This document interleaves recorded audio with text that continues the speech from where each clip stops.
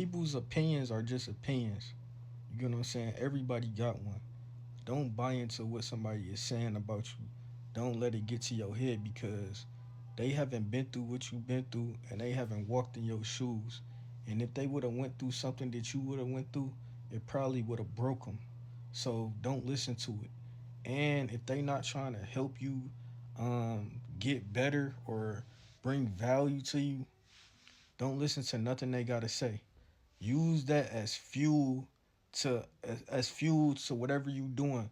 Use it as fuel for your craft or to get better as a person. Just think about it like that.